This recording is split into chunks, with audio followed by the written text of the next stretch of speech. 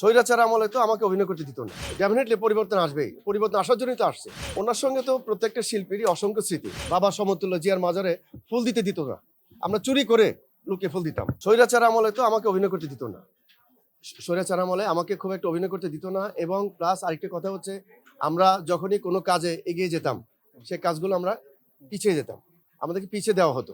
তো যাই হোক, সবকিছু অবসান ঘটিয়ে দুর্ভাগ্যতিতে আমরা এবার ইনশাল্লাহ জয় হয়েছি। ইনশাল্লাহ আশা রাখি কারো বাপের ক্ষমতা নেই কিছু করার। ডেফিনেটলি পরিবর্তন আসবেই, পরিবর্তন আসার জন্যই তো আসছে। দেশের পরিবর্তন বলেন, চলচ্চিত্র বলেন, এবং সবার পরিবর্তন এই সরকার আসছে। এবং আমি আশা করব পরিবর্তন হয়ে যাবে অচিরেই। যারা হিংসা গীবত করে তারা এই কথা বলবেই, ভালো কথা কোনো কেউ বলে না। ভালো কথা ছড়ায় খুবই কম।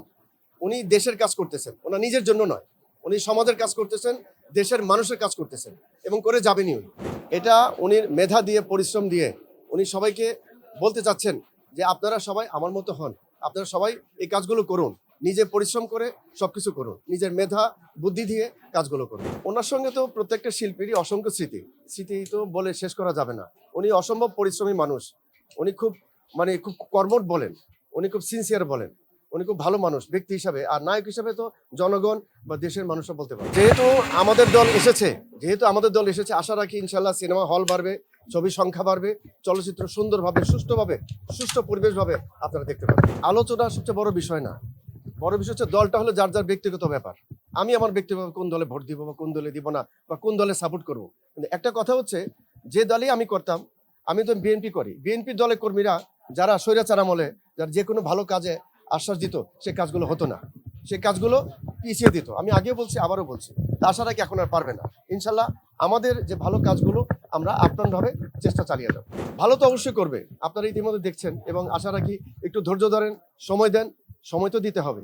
একদিনে তো 1 ঘন্টা তো কাজ হবে না, সময় দিতে হবে। অনেক কাজ স্বৈরাচার আমলে অনেক যা কিছু রেখে গেছেন, কোটি কোটি টাকা নষ্ট করে দিয়ে গেছেন, এগুলো তো শেষ করতে হবে। তো এগুলো সুন্দর করে তো হিসাব নিয়ে বসতে হবে, তো সময়ের ব্যাপার। ইনশাল্লাহ হ্যাঁ, অবশ্যই আসবে দেখি তো ইনশাল্লাহ। আমাদের এটা প্রত্যাশা বলেন, আশা বলেন, আকাঙ্ক্ষা বলেন।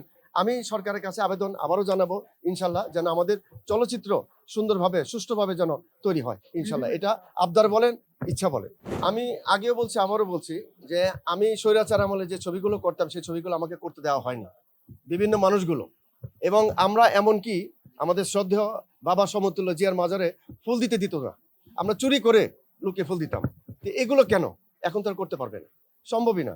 এখন আমরা যাই হোক সবকিছু অবসান ঘটিয়ে দুর্বার গতিতে ইনশাল্লাহ আমরা এগিয়ে যাব। রাজনীতি তো করবে, রাজনীতি হচ্ছে ব্যক্তিগত ব্যাপার।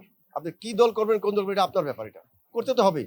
আপনি ভোট দিবেন না, তাহলে তো আপনি এই দেশের নাগরিকই না। তো আপনাকে দল করতেই হবে, এ যার যার ব্যক্তিগত ব্যাপার। না, কেরিয়ারে আমি বলি আপনাকে, যে কিছু ছবি ছিল যেটা হয়তো আমাদের যে কমার্শিয়াল ছবিগুলো, সেই কমার্শিয়াল ছবিগুলো সারা বাংলাদেশে একটু ছড়িয়ে পড়েছে।